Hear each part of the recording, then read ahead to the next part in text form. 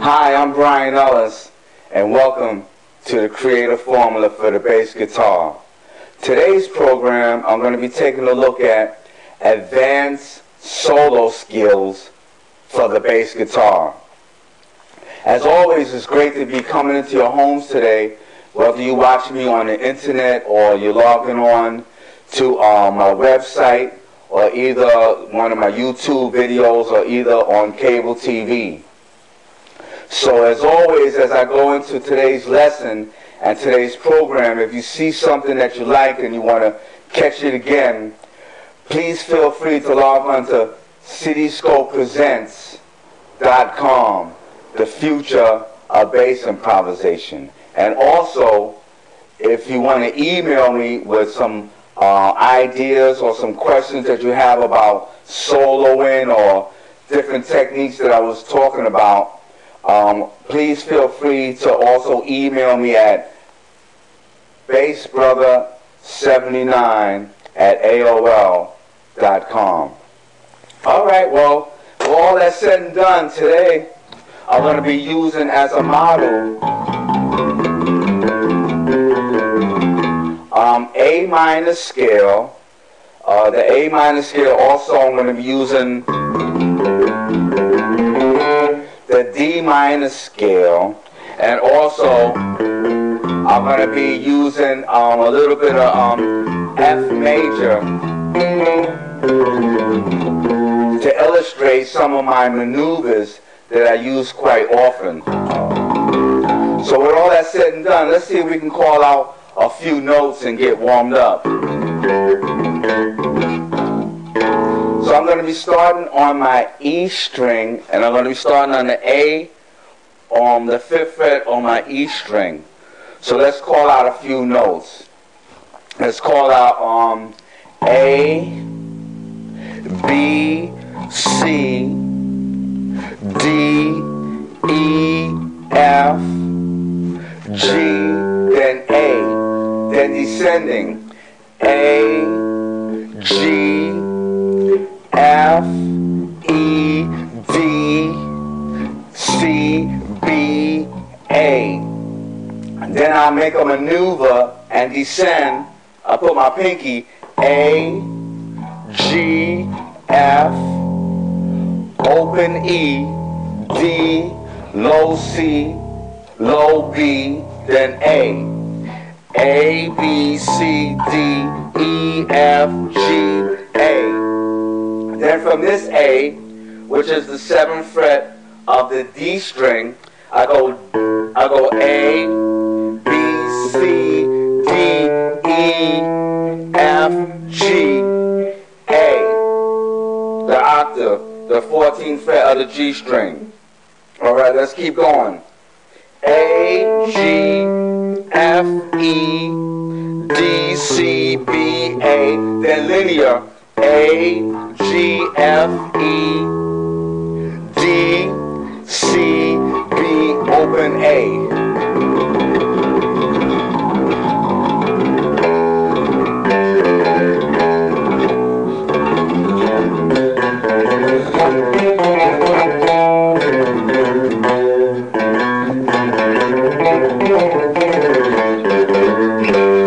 I take a slur,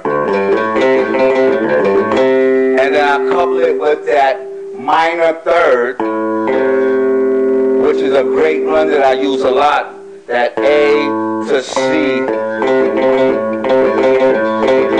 I love to run that.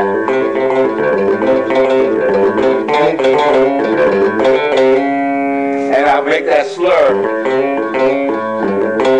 Then when I launch off the octave, the high A,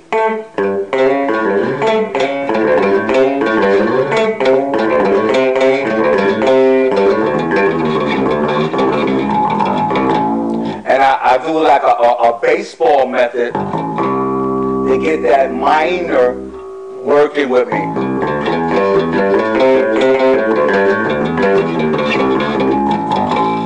Then I have an accidental right here, which is my flat 5 against my A. So I would have A, E flat to get that dissonance. You want to try to get some of those notes. I call them missing notes when you're doing the solos. You want to take notes that usually not inside the scale and use it as a launching pad.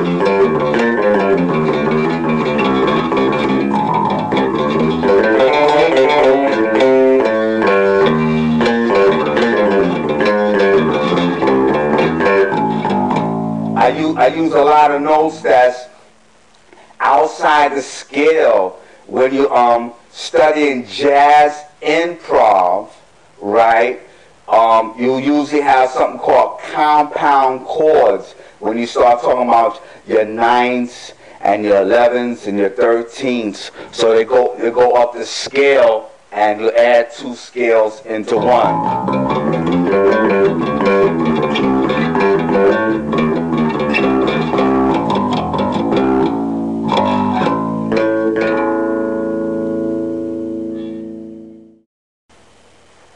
Now, when I take that open A, I like to double it with my A on the 7th fret of my D string.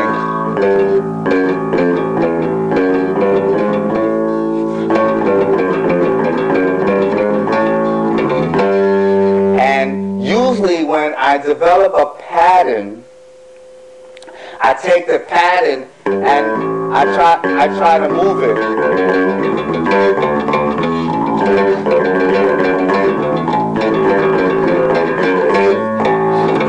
I try to move it.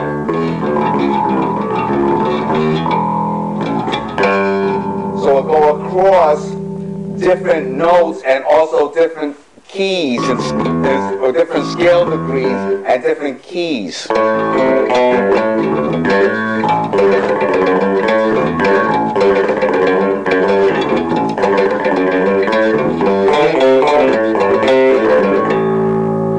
And I usually launch it right off.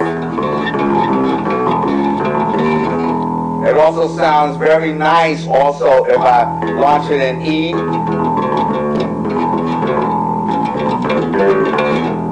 Off my E, right?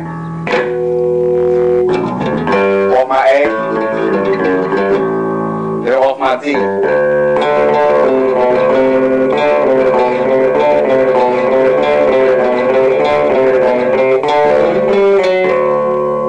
Get some nice, pretty colors. Now, in my A minor scale, I like to fuse it with my D minor.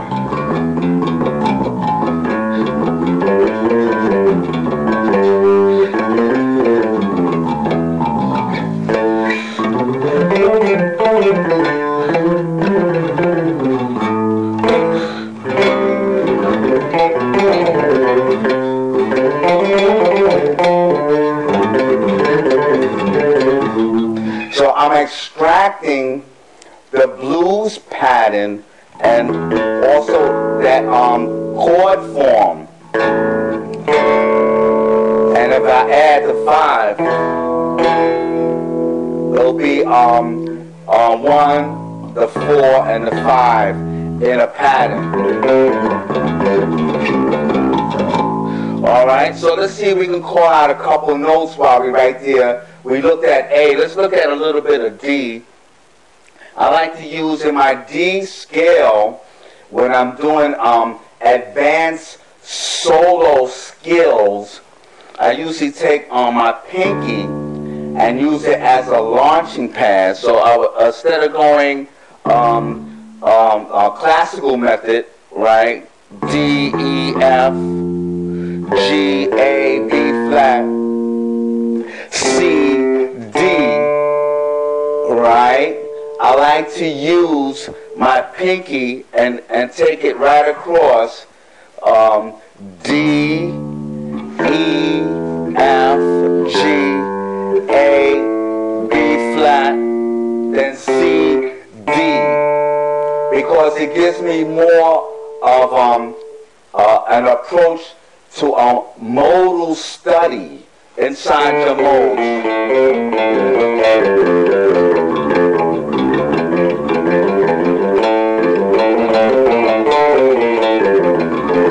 And I let it flow right into my fingering, so it's right there in my fingers.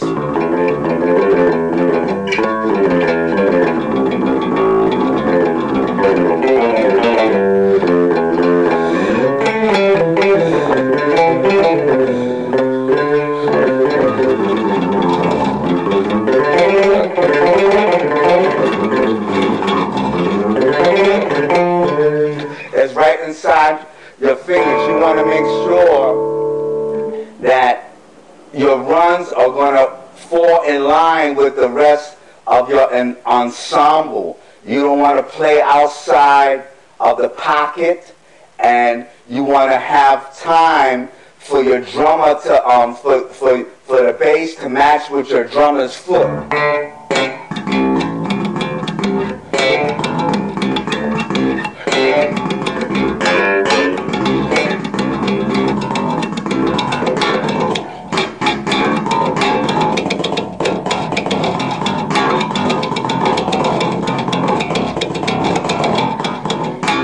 So you want to make sure that you match with your drummer's foot.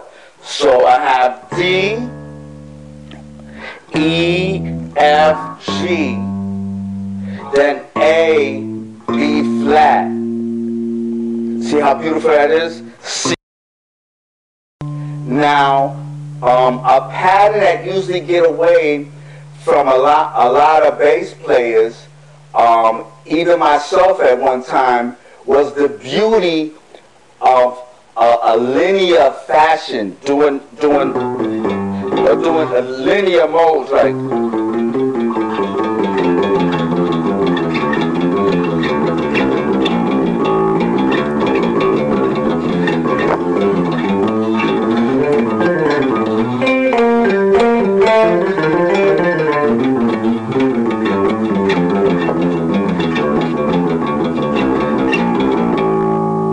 Doing your linear modes on one string, it adds a lot of color,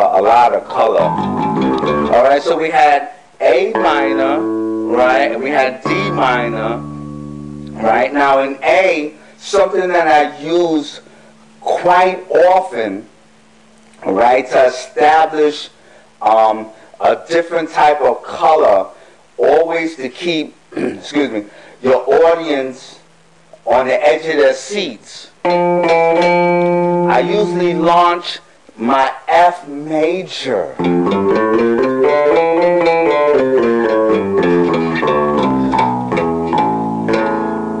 Then run into my A minor.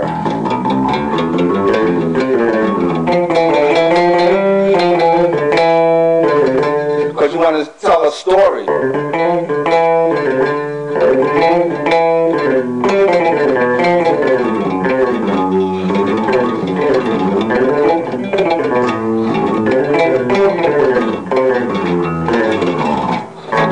You want to be able to tell your story. So I take that F major, right, and I call it, I go F, G, A, B flat. Keep in mind, that's the same B flat that will be in D minor from the relative minor, right, of F, that D. So it's starting to all come together now. It's exciting. It's great. So I have that B flat, right? The same B flat is the 6th of my D minor, right? And also I have my C, right, which will be the same C as my A minor, which is my relative major.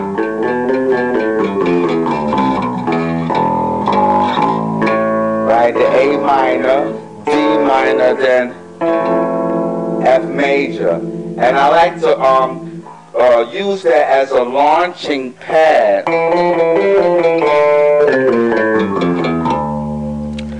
I came right across and hit that D.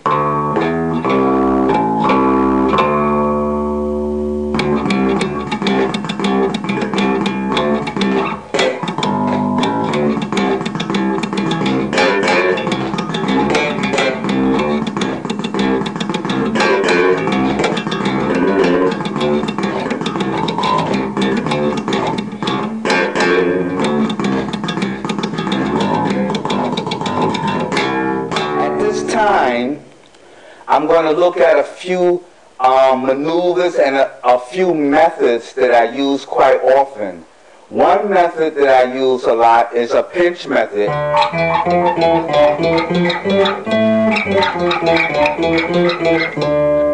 Where I lock in my octaves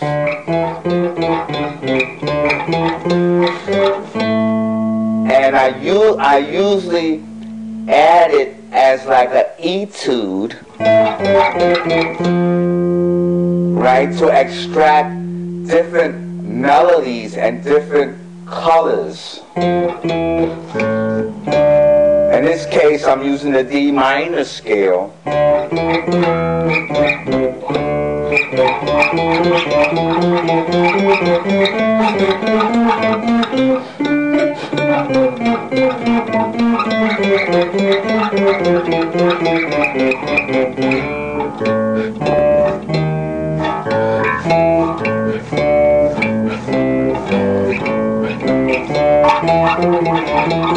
Almost a la Wes Montgomery or George Benson.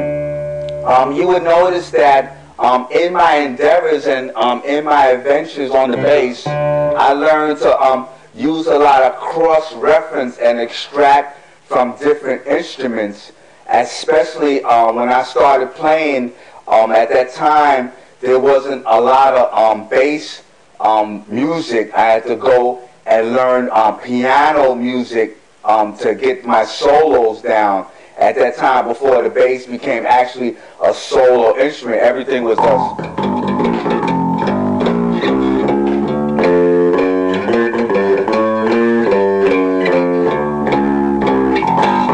Everything was just like a basic, the bass was basic. It had one beat, you play that beat, and that was it. But then, as the years went on, the bass evolved into a solo instrument because you was able to get nice pretty tones.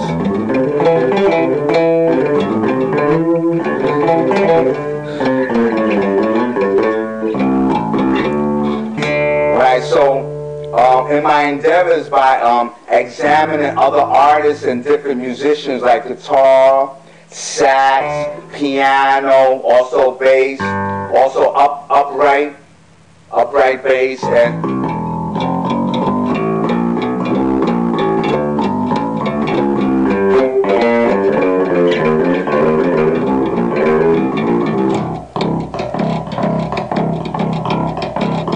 so I was able to develop these different maneuvers and add them as almost into my arsenal. You can even go as far as saying into my bag of tricks.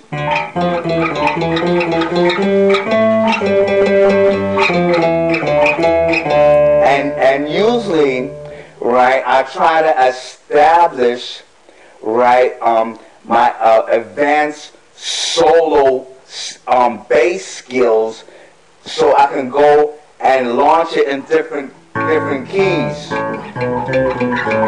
Because you always want to stick with a basic pattern that's already proven, like your blues, which is your 1-4-5, and your different scale pattern and your different song patterns.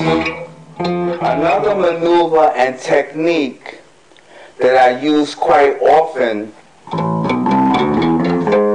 I call it my missing tone approach. And And that missing tone, I usually take it from the harmonic minor.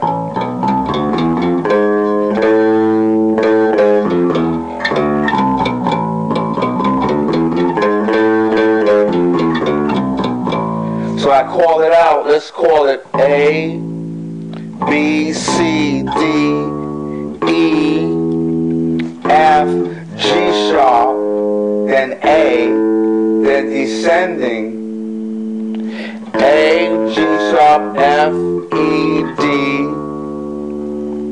C, B, A, and A minor. And the reason why I call it the missing tone, because you're able to extract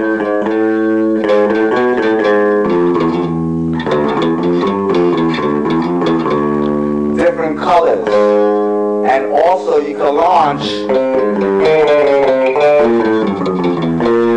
accidentals.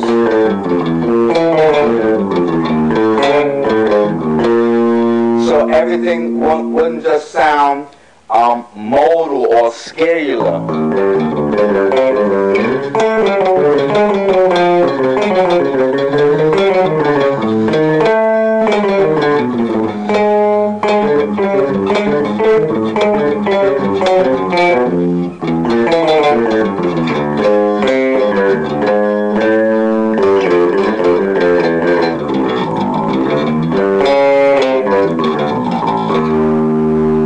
And you take that missing tone, and it's usually a note, right, that's outside the scale, but it carries so much weight, right?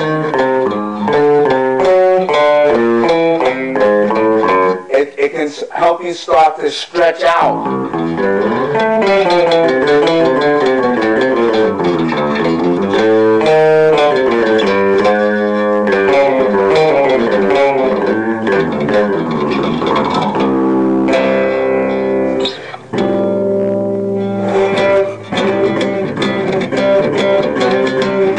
It can help you stretch out, because what you want to do in your advanced solo skills and in your approach, you want to try to get as many colors as you can to tell your story.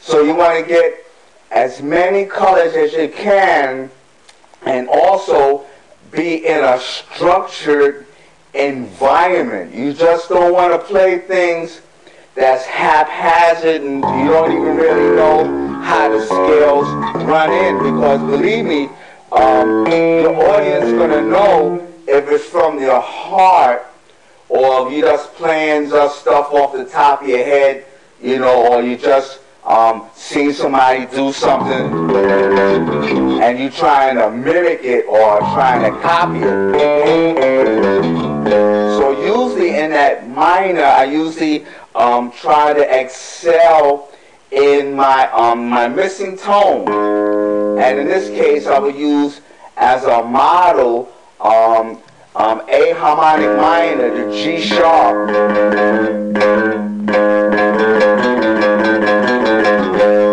That G sharp against that A.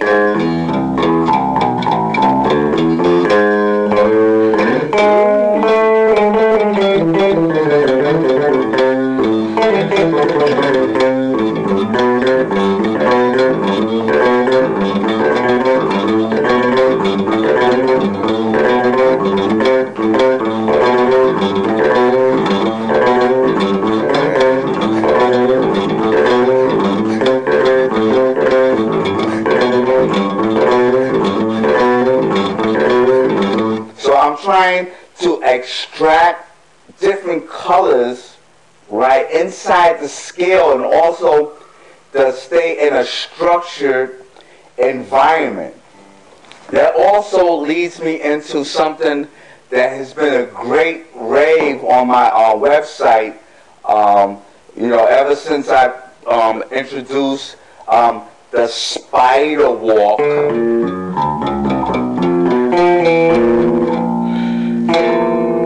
I had bass players logging on to try to get into the intricacies and try to refine the development that goes into something as like a spider walk technique.